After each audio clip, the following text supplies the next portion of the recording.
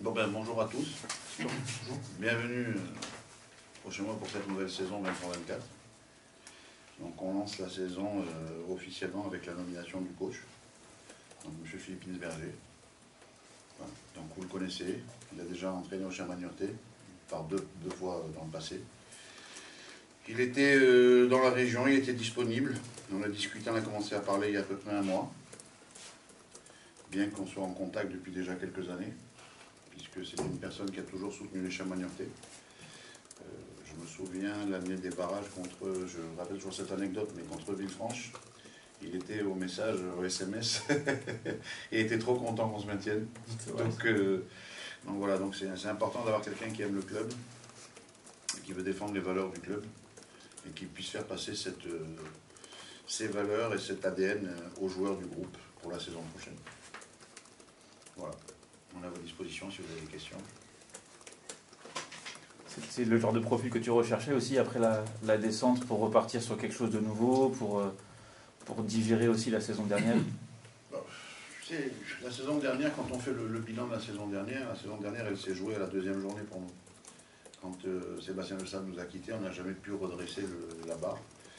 On s'est rendu compte qu'en fait ce groupe il était très attaché à son coach, puisque dans ce match contre Bastia, s'il y avait eu 5 ou 6-0 à la mi-temps, il n'y avait rien à dire. Alors qu'on avait gagné le premier match à l'extérieur à Annecy, qui s'est révélé être par la suite une équipe quand même assez solide, même si la fin de championnat pour eux a été compliquée.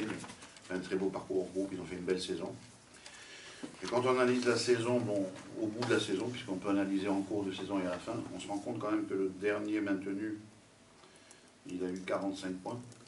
Et que pendant les 11 ans de Niort en Ligue 2, je crois qu'on a dû faire 3 fois ou 4 fois plus que 45 points. Donc il aurait fallu faire une saison exceptionnelle pour se maintenir. On n'a pas fait une saison exceptionnelle, on n'a même pas fait une saison bonne. On a fait une mauvaise saison, bon, c'est des choses qui arrivent.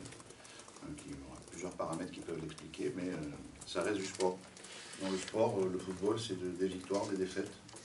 L'année dernière, on a plus perdu que gagné. Ça fait partie des aléas, il faut savoir les accepter. Et cette saison, bien évidemment, on veut repartir avec des objectifs ambitieux dans le jeu. On ne va pas être ambitieux parce que le championnat national, c'est un championnat qui est très difficile. Surtout un championnat qui aura normalement 6 descentes, donc un club sur 3 qui descend. Donc quand on descend, la première des choses à faire, c'est déjà de ralentir la descente. Donc se stabiliser, avoir un niveau moyen qui nous permette de faire des bons matchs et d'essayer de proposer un peu du spectacle et un jeu ambitieux. Voilà. Donc c'est l'objectif, ça tombe bien puisque nos objectifs étaient communs, on partageait un peu la même vision sur ces choses-là. Et ça nous permettra, quand on sera bien rétabli, qu'on aura rétabli une base, de pouvoir construire pour essayer de viser plus haut dans les années à venir. Mais soyons modestes, une chose après l'autre, un match après l'autre, et on verra comment les choses se passent. En parlant de base, du coup, il y a automatiquement pas mal de départs aussi entre les deux saisons. C'est une base qu'il faut aussi recréer en partant par les joueurs. Ça ne nous dérangerait pas de partir avec les joueurs qu'on a. On a des joueurs qui ont de la qualité, puisqu'on se rend compte aujourd'hui que normalement, quand une équipe finit 20e, plus mauvaise défense, plus mauvaise attaque, il y a 0 joueurs qui peuvent aller dans d'autres clubs. Aujourd'hui, on a déjà 3 ou 4 joueurs qui sont partis dans des clubs de niveau supérieur, et il y en a d'autres qui sont sollicités, donc ça veut dire que nos joueurs n'étaient pas si mauvais que ça finalement. C'est une question globale d'organisation et de paramètres qu'on n'a pas su gérer ou qu'on n'a pas pu gérer pour des raisons qu'on pourra peut-être expliquer, mais il faut des fois du temps pour comprendre les choses. Donc l'équipe qu'on a nous convient. Maintenant, s'il y a des départs, on les étudiera avec le coach et on verra comment on fera pour les remplacer. On n'est pas dans l'urgence, on doit avoir 17 ou 18 joueurs pro sous contrat, plus 3-4 jeunes qui sont prometteurs, donc on n'a pas vraiment d'urgence à recruter ou à faire des choses. Bien sûr qu'on va recruter, bien sûr qu'on va faire des choses, mais ça se fera tranquillement au fur et à mesure de l'été et de l'avancement des choses. Mais en même temps, vous avez quand même un frein pour recruter, puisque la DNCG a mis... Et ça change quoi par rapport aux années d'avant? Non, je ne sais pas. Je sais pas si depuis 11 ans à Niort, combien de fois on n'a pas été encadré? Une fois. Donc c'est quelque chose qu'on sait gérer, on a l'habitude. Et puis de toute façon, l'encadrement, on se le fixe nous-mêmes. Ça veut dire qu'en réalité, même si on était libre, ça ne veut pas dire qu'on peut faire n'importe quoi et arriver en fin de saison avec un trou de XY millions qu'on ne peut pas combler. Donc on a quand même cette responsabilité vis-à-vis de l'institution de maintenir et de pérenniser l'institution. Donc, quoi qu'il en soit, on se pose des freins tout seul. On ne va pas non plus exagérer, faire des choses qu'on ne peut pas faire. On ignore, donc il faut rester à la mesure de ce qu'on est, ce qu'on sait faire, et rester dans ce qu'on peut faire, dans les limites. Ça serait super de faire une bonne saison l'année prochaine, mais si on arrive devant le gendarme au mois de janvier, au mois de juin, et qu'on est relégué, il est où l'intérêt? Donc à un moment donné, il faut faire des choses aussi qui sont en corrélation avec nos capacités financières. Alors justement, quelle est la situation du club aujourd'hui? Puisqu'on a entendu beaucoup de choses ces dernières semaines. Mais je sais pas, vous avez eu la réponse là? Non, mais vous savez, on peut parler, c'est facile. Les gens parlent, c'est facile, mais ils parlent sans connaître la situation réelle. La situation réelle, elle est exactement la même que ce qu'elle a été depuis toutes ces années-là, puisque on est exactement dans la même position. Et vous savez, le club, la DNCG ne se gêne pas pour reléguer des clubs quand ils n'ont pas le budget adéquat. Ben, ils sont relégués, quels qu'ils soient, que ce soit malheureusement des clubs historiques, on aimerait bien qu'ils réintègrent le championnat, comme Nancy, comme Châteauroux, c'est des clubs qui sont quand même historiques et importants, mais ils n'ont pas hésité à les rétrograder en première audience. Nous, on a eu une audience à la DNCG, et ensuite de ça, ça a été des papiers envoyés simplement. Donc, il n'y a pas de... S'ils avaient voulu nous rétrograder, si la situation était si catastrophique que ce qu'elle a été décrite, mais on aurait été rétrogradé, c'est pas le cas. Donc, la réponse, c'est pas moi qui la donne, c'est l'organisme, le gendarme financier qui l'a donné. Est-ce que c'est possible d'avoir un budget chiffré à peu près, et puis savoir un petit peu plus précisément juste ce que c'était ces documents, ce que c'était concrètement? C'est des choses très techniques, comptables. Okay. C'est un peu compliqué à expliquer, mais bon. Grosso modo, il y a le 28, il fallait un papier de la commissaire aux comptes, qui est arrivé un peu trop tard, parce que la séance est arrêtée à 14h30, et je crois qu'il est arrivé à 14h13. Donc c'est la raison pour laquelle ça a été reporté au 4 juillet. Autrement, on aurait eu la réponse le 28. Donc c'est des questions techniques qui ont été gérées. Il n'y avait pas de problème particulier sur notre budget. Alors bien évidemment, on n'est pas une entreprise riche, on n'est pas le Paris Saint-Germain. On est les Chamagnottais, donc on travaille avec nos moyens et on arrive à présenter des choses qui tiennent la route. On paye nos joueurs, on paye nos fournisseurs, on paye. Donc à la fin, ceux qui ne payent pas leurs fournisseurs, comme par exemple malheureusement ceux qui se disent, aussi on ne connaît pas la réalité sur d'autres clubs de la division, ils sont rétrogradés, donc ce n'est pas notre cas apparemment. Et vous partez avec un budget de combien du coup? Alors on avait un budget de 8,5 millions la saison dernière, et cette saison on part avec un budget de 3,3 millions. Donc bien évidemment, ça a été du travail d'arriver à réduire le budget de plus de 5 millions. Mais il faut faire ce qu'il faut. On est là pour ça et on a passé 5 ou 6 semaines à travailler là-dessus. Et voilà, avec pour objectif, donc notre objectif numéro 1, c'était de licencier le minimum de personnes.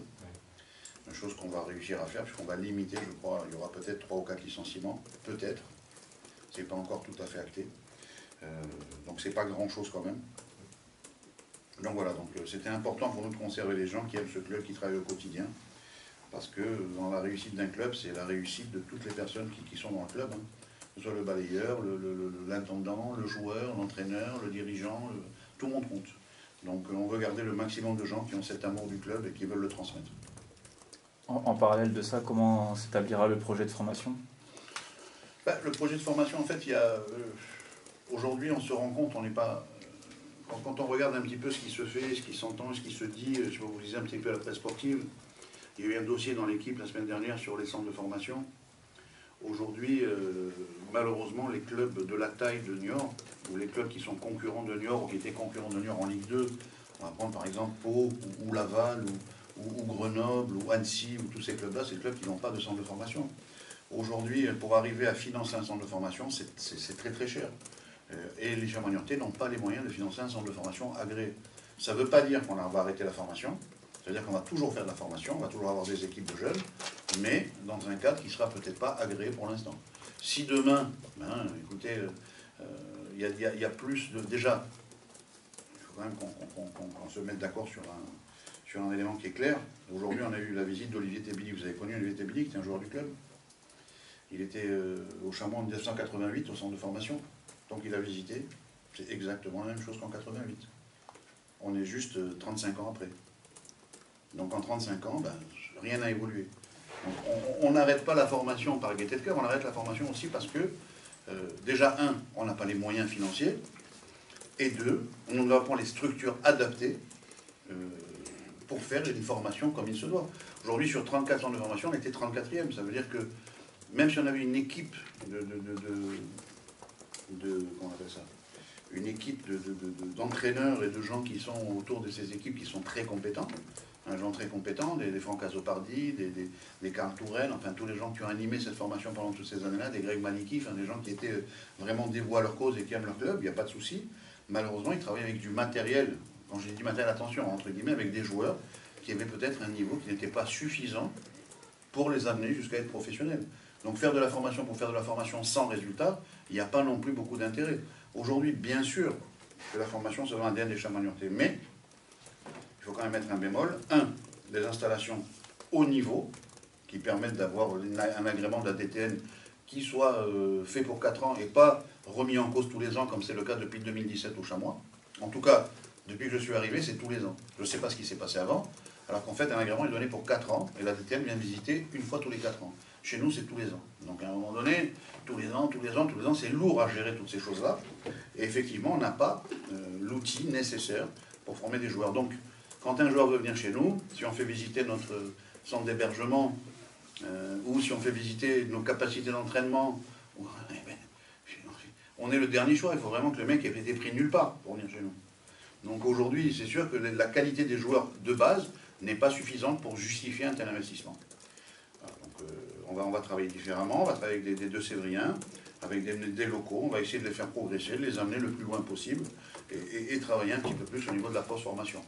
Alors, c'est une nouvelle stratégie pour le club qui nous permettra peut-être, si un jour, dans les 2, 3, 5 ans, on revient en Ligue 2, ça peut arriver un jour qu'on revienne en Ligue 2, eh bien, on aura une capacité financière pour construire une équipe qui puisse rivaliser avec les équipes de Ligue 2. On ne peut pas... Aujourd'hui, je donnais des exemples, 2-3 fois.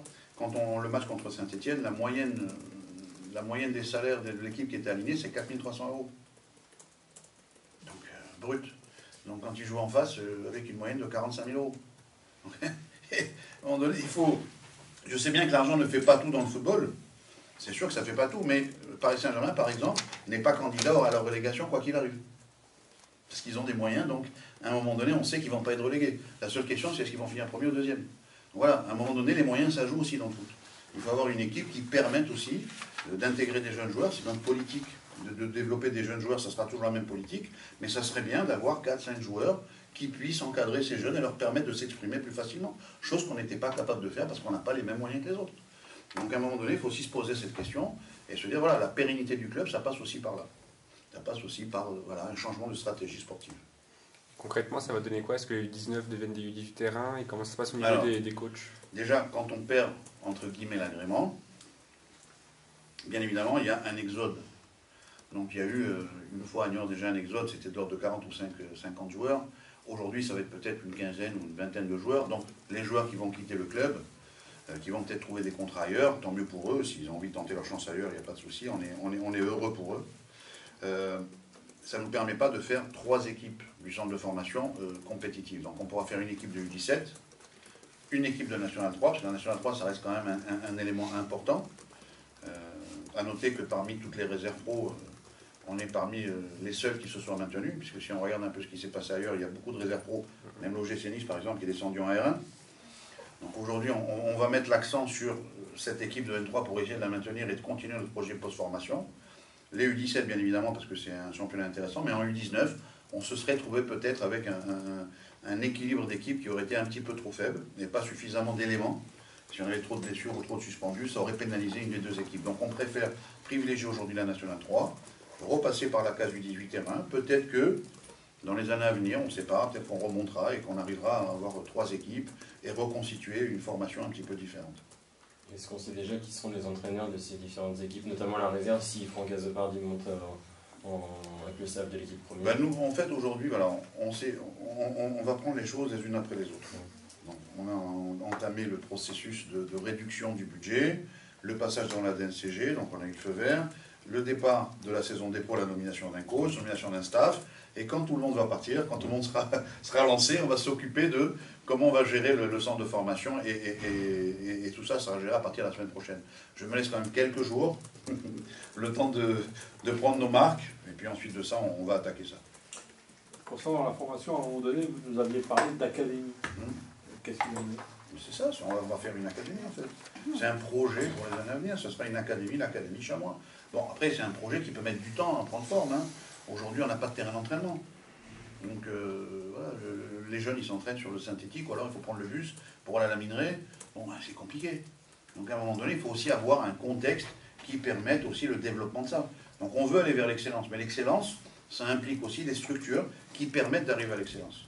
C'est pas si facile que ça. Mais tu ne peux pas faire Paris-Montpellier en voiture avec une 4L, ouais, tu vois, c'est pas possible. À un moment donné, tu dois t'arrêter parce qu'elle chauffe tous les 100 km. Au bout d'un moment, ça fatigue tout le monde. Et les joueurs, et les éducateurs, et le club, et tout le monde. Donc il faut avoir aussi un matériel qui permette d'avancer correctement. Alors ça viendra. Il faut simplement être patient. Par rapport au départ, tout à l'heure tu as dit qu'il y en avait déjà 3 ou 4 qui étaient partis. Est-ce que tu peux nous dire quels sont les joueurs qui ont quitté le club, autres ceux qui étaient en fin de contrat? Est-ce qu'il y en a qui sont déjà partis Il y a Kevin Rocheteau aujourd'hui qui a quitté le club. Ouais. Ça c'est un. Oui. C'est déjà bien. Ouais. Et puis dans les joueurs qui viennent, il y en aura peut-être d'autres. D'accord. On va annoncer au fur et à mesure que ça se fera. Et peut-être pas. Hein, nous, on est contents, on aime bien nos joueurs. On verra en fonction des opportunités des uns et des autres ce qu'on pourra faire. Okay. Vous avez dit. Vas-y. Vous avez dit tout à l'heure que vous étiez à peu près satisfait du nombre de joueurs que vous aviez. Il y a quand même une grosse lacune au niveau du poste de gardien pour l'instant. Non, on est bien. Je vais faire jouer peut-être Pascal Landé ou d'autres personnes. Non, il y aura une arrivée au poste de gardien, bien sûr. Il y aura normalement 2 gardiens vont le rejoindre, un numéro 1 et un numéro 2. Donc c'est des discussions qu'on est en train de mener avec le coach, avec l'entraîneur des gardiens. On est en train de travailler sur ce sujet. Donc ça va se faire. Donc il faut simplement laisser le temps au temps. Il y a des choses qui arrivent à maturité, donc ça va maturer dans les heures qui viennent ou dans les jours qui viennent. Vous nous avez parlé un petit peu de cette nouvelle stratégie. Oui. Ça veut dire que l'objectif de remonter en Ligue 2 dès la saison prochaine, c'est pas dans les cartons. Je sais pas. Aujourd'hui, il faut être ambitieux, mais il faut être raisonnable. Vous attaquez un championnat aujourd'hui où une équipe sur 3 descend. Donc déjà, il faut éviter la catastrophe. Donc il faut déjà travailler correctement pour essayer de faire une bonne saison. Et puis après, si les planètes s'alignent, tant mieux. Mais on n'a pas... Aujourd'hui, le championnat national est tellement difficile, personne ne peut dire qu'il va remonter ou pas. Si Châteauroux avait des ambitions en début de saison pour monter, ils ont joué le maintien jusqu'à la dernière journée. Nancy, qui avait peut-être des ambitions, est descendu. Martigues, qui n'avait aucune ambition, a failli monter. Donc c'est un championnat c'est très difficile, c'est un championnat très difficile. Il faut vraiment, il faut déjà prendre la mesure du championnat, la mesure du groupe. Ça, c'est des questions auxquelles je pense le coach sera plus à même de répondre que moi. Mais notre ambition, comme je vous le dis, c'est d'être ambitieux dans le jeu, d'avoir des ambitions de jeu. Essayer de montrer des choses, d'être ambitieux, d'aller de l'avant, et de marquer des buts, de proposer du spectacle. Après, les résultats, vous savez, il y a plein de paramètres qui viennent déterminer les résultats. On n'est pas garanti, personne n'est garanti de monter, personne. Dans quelque division que ce soit. Est-ce que vous auriez pu dire l'année dernière que Le Havre allait finir premier du championnat en Ligue 2? On voyait Saint-Étienne, Bordeaux, Saint-Étienne et Bordeaux, ils sont toujours en Ligue 2. Ils ont des grosses ambitions, des gros budgets. C'est dur de monter, ça va au-delà de l'ambition. Ça se construit. Une montée, ça se construit. Alors ça peut arriver accidentellement, mais je pense personnellement, si on veut y arriver, c'est un process. C'est un process sur 2-3 saisons, construire un groupe, le développer, et puis petit à petit progresser, et arriver à son résultat. Je pense que c'est comme ça. On doit être dans cette construction. Bien sûr que si jamais ça venait, on le prend. Mais ça, c'est plus de l'ordre de la chance que de la programmation réelle. La programmation réelle, c'est chaque année être en haut du tableau, et une année, à force d'être en haut du tableau, ça finit par être vous. Donc c'est ça le but, je pense. Juste pour revenir au mercato, il y avait 2 joueurs à l'essai ce matin. Déjà, qui sont-ils et est-ce qu'il y a d'autres... On n'a pas de joueurs à l'essai. D'accord. C'est des joueurs ça n'existe pas, les joueurs à l'essai à Nyon. C'est des joueurs qui étaient déjà avec nous l'année dernière en réserve, qui s'entraînaient avec la réserve déjà, donc des joueurs qu'on connaît. Ce ne sont pas des joueurs qui sortent du chapeau du Père Noël et qui arrivent comme ça. Ouais. Donc ils ont déjà passé 2-3 mois avec la réserve avant, ils se sont entraînés et on a eu le temps de les évaluer. C'est des joueurs qui vont certainement signer. Simplement, comme il faut quand même respecter aussi, on a embauché un coach expérimenté qui a 30 ans de métier, qui a aujourd'hui 50 ans, 48 ans, c'est ça 32, pardon. Donc, on va le laisser quand même évaluer ses joueurs et savoir si c'est le genre de joueur sur lequel il compte pour la saison prochaine. C'est la seule raison pour laquelle ils n'ont pas de contrat aujourd'hui. D'accord. Donc c'est Cheikh Traoré et Annaba. C'est ça, Raphaël Annaba. Raphaël Annaba, ok. Donc Philippe, Retour à Niort, vous avez dit oui. J'imagine que vous étiez beaucoup sollicité. Qu'est-ce qui fait que vous ayez choisi finalement de venir à Niort, de revenir plutôt même? Parce que j'arrive à un âge où j'ai envie de profiter de... Vous savez que je suis installé dans la région, mais que j'en profiterai très peu. J'arrive à un âge où j'ai envie de profiter un petit peu de ce qui peut me rester... je ne suis pas en déambulateur, mais je prends de l'âge quand même, je vais avoir 64 ans cette année. Voilà, j'ai envie de voir un peu plus mes enfants, mes petits-enfants. Donc, je dirais, comme Mika a parlé tout à l'heure de planète qui s'alignait, je crois que c'est exactement le bon terme. C'est que la proposition de Mika est arrivée au bon moment. Ça fait 3 mois que je suis en vacances. Je suis parti d'Amiens début avril. 3 mois que je me la coule douce là-bas au bord de l'océan. Et puis, du coup, je sais aussi très bien que j'ai besoin d'être en activité encore. Mais je sais aussi que j'ai plus forcément envie de partir au bout de la France, parce que dans 2 ans à Amiens, j'ai passé beaucoup de temps dans les transports pour qu'on puisse se croiser avec mon épouse, etc. Bon, c'est pas toujours évident. Donc ça, c'est la première des raisons. Alors, je ne viens pas ici en pré-retraite ou en retraite, hein, c'est pas du tout le cas, mais ça me laisse l'occasion de profiter aussi de cette opportunité. Et la deuxième raison, c'est parce que c'est les Chamonix-Niortais. C'est un club que ça sera, si j'ai signé 2 ans, ça sera, si je fais 2 ans ici, ça fera 5 ans au Chamonix-Niortais, ça sera mon 7 ans, je veux dire, puisque j'en ai déjà fait 5. Donc ça sera mon 3e club de cœur après Metz-Laval où j'ai fait 7 ans et Niort où je peux aussi faire 7 ans. Voilà, c'est un club qui c'est un peu mon premier vrai club professionnel en titre de solo. C'est un club aussi en 2003-2004, en finissant, je crois, une belle 6e place du championnat, étant premier souvent dans la première partie de saison, j'ai été élu pour la première fois de ma carrière aussi meilleur entraîneur de Ligue 2. Donc ça veut dire que c'est aussi un stade, alors il est décrié, c'est pas le plus beau stade de la Ligue 2, c'est sûr, mais c'est aussi le stade où je voyais courir ma fille autour. Enfin, j'ai beaucoup d'images de cette ville de Niort, de ce stade René Gaillard, de ce club des Chamonix-Niortais qui me reviennent. Et je sais que c'est aussi un stade où on peut gagner des matchs. Je l'ai fait en Ligue 2, je l'ai fait en 2006 quand on est remonté avec les Chamonix-Niortais au cours de la saison 2005-2006. Voilà, une très très belle saison avec une belle équipe. Donc voilà, c'est plutôt pour moi une expérience, enfin 2 expériences, même si je n'ai pas fini la dernière saison en Ligue 2, ce sont des choses qui peuvent arriver. Mais c'est pour moi des expériences qui sont très positives, beaucoup d'images positives. Voilà. Le fait qu'il y ait eu la descente, ça vous a pas freiné? Vous savez, quand vous êtes dans un championnat à 20 équipes de Ligue 2, que vous avez 4 descentes, que vous faites partie des 5 plus petits budgets, je veux dire, à un moment donné, Mika l'a dit tout à l'heure, 1 euro, ça fait 2 euros. Alors parfois, ça en fait 3 ou 4 pour certains qui ont un peu plus de chance, mais globalement, voilà, vous avez aussi difficulté d'évoluer dans une division qui est très très dure quand vous voyez les clubs qui la constituent, au même titre que sur le championnat national. C'est vraiment ce que j'espère. Vous avez la possibilité d'être dans les 4 ou 5 meilleurs clubs, meilleurs budgets, peut-être structures, etc. Parce qu'il y a quand même ici des structures qui ont quand même bien travaillé. Le club a beaucoup évolué depuis que je suis parti, depuis cette année 2007. Voilà, il y a beaucoup de choses qui ont évolué dans le sens positif pour bien faire travailler les gens. Donc voilà, je veux aussi surfer là-dessus. J'ai dit aux joueurs ce matin qu'il n'y a pas de honte à descendre. Alors bien sûr, tout le monde pense que c'est honteux de descendre. Ouais, non mais à un moment donné, quand vous faites un championnat à 20 équipes, il y en a 4 qui descendent, c'est tout. C'est 1 sur 5. Et cette année, c'est 1 sur 3, c'est ça? C'est 1 sur 3, une équipe sur 3. Donc c'est pas la peine de dire je ne veux pas descendre, je suis en Ligue 2, je ne veux pas descendre, je suis en National, je ne veux pas descendre. Mais tout le monde, personne ne veut descendre. Sauf qu'à la fin de l'année, il y en a 3, il y en a 4. Comme cette année, il y en aura 2 qui vont monter. Alors on peut fanfaronner et dire on veut remonter. Oui, mais bon. Laissons déjà le passé derrière nous, c'est ce que j'ai dit aux joueurs. Vous êtes descendus, c'est terminé. On ne refait pas le passé, je crois. On vit dans le présent, on envisage le futur. Voilà ce qui est important pour moi aujourd'hui. Donc j'arrive avec beaucoup d'enthousiasme. Je répète, ça fait 3 mois que je me dors la pilule et je ne suis pas fatigué. En plus, je ne suis pas du tout parti fatigué d'Amiens puisque je suis quasiment parti de mon fait. Voilà, proposer aux dirigeants qu'on se sépare sur les 2 derniers mois de championnat parce que ça commençait à me fatiguer vraiment de ne pas gagner, de chercher des leviers qui marchaient moins bien ou pas du tout. Donc voilà, aujourd'hui, moi je suis plein de patates.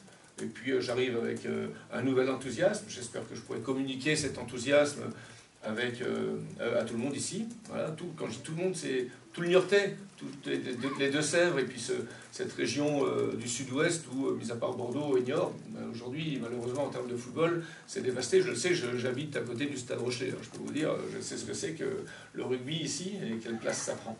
Voilà. On a aussi, avec Mika, m'a laissé constituer mon staff. Je trouve que le fait de travailler avec Franck, qui était mon premier capitaine quand je suis arrivé ici, Pascal, qui était mon gardien remplaçant, voilà, donc des garçons qui sont là depuis X temps, qui vraiment portent les couleurs du club au plus haut. Voilà, je trouve que cet attelage, avec Franck notamment, Azo, pour moi, ça parle. Voilà, ça parle. Toute modestie et sans prétention, vous savez, je ne suis pas prétentieux. Voilà. Et le reste du staff étant constitué de Loïc Jean, préparateur physique que j'avais à Amiens, Simon de Bureau qui est un analyste vidéo qui vient de Valenciennes, et puis le deuxième préparateur physique qui est Joachim Antonin qui était au centre de formation l'année dernière. Voilà un peu le staff constitué, donc entre je dirais mon expérience et mon amour des chamois niortais, entre guillemets, des gens du club dont la longévité n'est plus à prouver, et puis des jeunes qui mettent du punch. Voilà, on va tenter en tout cas d'insuffler une nouvelle dynamique, c'est clair. Vous en avez parlé, mais aussi au-delà des résultats, les gens, espèrent aussi un petit peu se reconnecter avec le club après une saison difficile. C'est une tâche qui, pour vous, vous paraît aussi importante que le sportif, purement sportif? Bien sûr, et c'est notre objectif aujourd'hui de reconnecter tout le monde, les supporters, les partenaires, peut-être ceux qui se sont détachés du club dans les dernières années ou l'année dernière. Savoir que quand on est dans le sport, quand on est supporter, on veut que son équipe gagne, mais il faut aussi accepter que son équipe perde. On voit aussi, notamment en France, que parfois certains supporters ne supportent plus que leur équipe perde, puisqu'il se passe vraiment n'importe quoi de temps en temps quand on perd.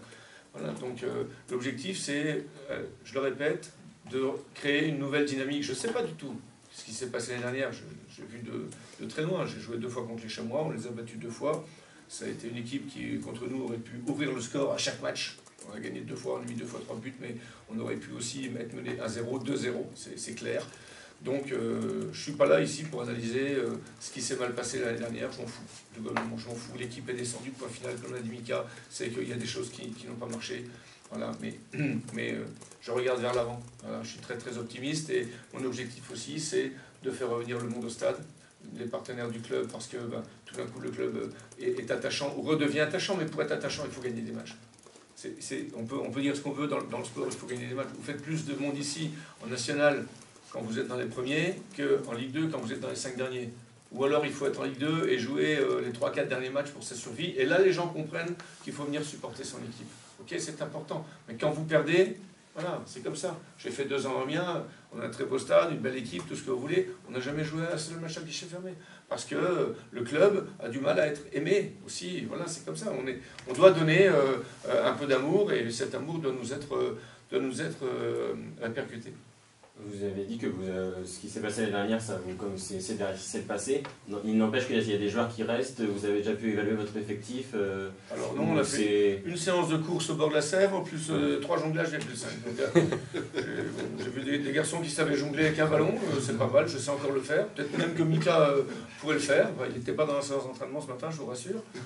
Et voilà, non, je prends le temps. Aussi par rapport à la vidéo, tout ce qu'il y a pu... Alors les vidéos, vous savez, quand vous êtes entraîneur en Ligue 2, vous êtes dans la même division, globalement vous connaissez très bien toutes les équipes. Voilà, parce qu'on a au moins travaillé sur l'équipe qu'on va rencontrer. Par exemple New York, on rencontre 2 fois, on a beaucoup travaillé dessus pendant une semaine. Donc à un moment donné, on n'a plus beaucoup de choses qui nous échappent. Je pense savoir si Passy est droitier ou gaucher, si vous voulez que je le dise.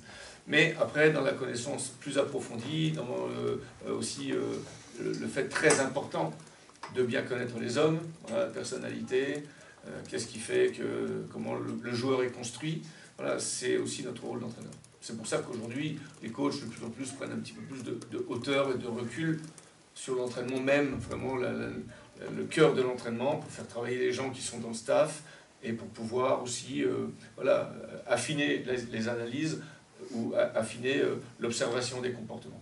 Et on l'a dit, il n'y aura pas forcément les moyens de recruter beaucoup de joueurs, donc vous pourrez vous appuyer du coup sur Franck, sa connaissance des jeunes pour renforcer l'équipe. C'est aussi on a déjà intégré 4, donc c'est pas moi qui les ai intégrés, j'en connais aucun. Donc ici les gens sont connus, Franck les connaît très bien, Mika les connaît, on est tombé d'accord, ils sont tombés d'accord sur les noms pour faire monter. Peut-être qu'il y en aurait pu en avoir d'autres, mais en tout cas, on a déjà fait monter ces garçons pour compléter aujourd'hui un effectif qui peut bouger dans les semaines suivantes, parce qu'aujourd'hui dans le football c'est pareil, avec l'évolution des choses, les nombres d'équipes qu'il va y avoir en moins chaque année, vous avez des gens qui sont sur le carreau, qui n'ont pas de club, qui aujourd'hui ne sont pas intéressés, peut-être dans 15 jours sont intéressés. Alors pas perdre trop de temps, mais aujourd'hui il n'y a plus un club, 5 clubs sur les 40 premiers clubs des 2 divisions françaises, qui a un effectif constitué, je vous parle de 80%.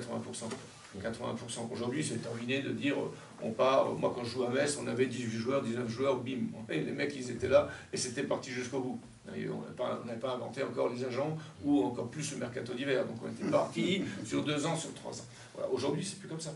Donc voilà, on a quand même un effectif, Mika l'a dit, on a une défense qui est quasiment constituée. Peut-être que c'était la dernière défense de Ligue 2 l'année dernière, mais il faudra trouver des solutions si c'est cette défense qui joue pour que ce soit la première des nationales ou dans les premières des nationales.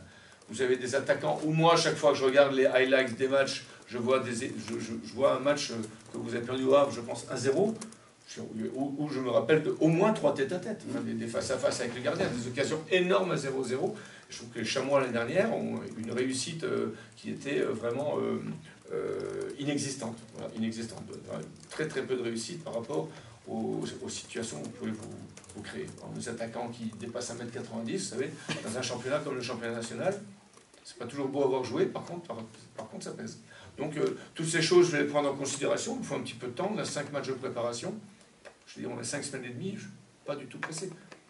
Vous l'avez dessiné comment justement la préparation, vu qu'on en parle? Comment? Vous l'avez dessiné comment la préparation, vu qu'on en parle, les amicaux, je sais pas ce qu'il y J'ai aura un stage par exemple. J'ai pris 2 feuilles de papier avec les jours et j'ai mis des entraînements et des matchs. Voilà. Et puis après, quand je me suis entouré de gens plus performants et plus performants que moi pardon, dans certaines dispositions, notamment la préparation athlétique, voilà, ces 3, 4 semaines, 5 semaines sont la priorité du préparateur athlétique. Voilà, qui va lui passer tout ce qu'il a à mettre pour mettre l'équipe en état de marche physiquement.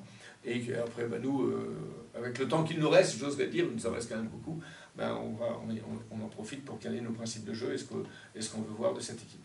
Je peux pas vous le dire aujourd'hui, je ne les connais pas. J'ai des idées pour jouer, je pense que cette équipe pourrait jouer comme ça ou comme ça, mais j'ai besoin d'observer et de plus de certitude. Mais globalement, quel va être votre discours aux joueurs? C'est d'oublier la saison dernière, c'est terminé. Le club est descendu. Vous êtes descendu. On ne vient pas me dire en face que tu es un grand joueur, parce que tu es descendu. Donc déjà, reprendre un petit peu d'humilité pour ceux qui en ont peut-être perdu. Voilà. Et puis, se coller au basque du championnat qu'on va disputer. Un championnat difficile, machin, tout ce qu'on veut, comme si la Ligue 2 ou la Ligue 1 n'était pas difficile. Tous les championnats de R2 ou de D3 départemental sont très très difficiles. Moi, Florent, mon fils, est monté à la Bière 79, vous savez, c'est un championnat très difficile. Voilà. Tous les championnats sont durs. Les matchs, c'est très dur de gagner. Donc voilà, le discours, c'est à partir de maintenant, on repart d'une feuille blanche.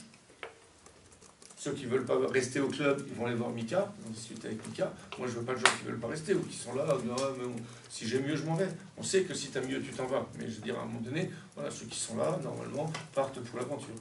Il peut y avoir quelques exceptions, mais il ne faut pas qu'il y en ait trop. Et mon discours, c'est pas on va remonter. Et je suis d'accord avec Mika, je suis d'accord avec son analyse, on ne s'est pas concerté pour parler, mais voilà, Nancy aurait certainement voulu remonter cette année. Peut-être même l'année dernière. Voilà. Vous savez, quand vous voyez ça, ça vous fait sacrément réfléchir. Vous avez un club comme Nancy aujourd'hui qui est en N2, aujourd'hui au moment où on parle, ça fait quand même réfléchir. Moi j'étais il y a 6 ans en Ligue 1 à Metz, ils étaient avec nous. Ils étaient en Ligue 1 il y a 6 ans. Donc je dis un petit peu de calme. On y va tranquille, avec beaucoup d'humilité. Il faut mettre la dose de travail qu'il faut. Il faut un peu de talent pour arrêter les actions adverses, un peu de talent pour marquer les buts. Et à côté de ça, il faut beaucoup d'abnégation et de courage. Ça marche, ça passe comme ça. C'est bon? Oui. Merci. Merci beaucoup à vous. Merci.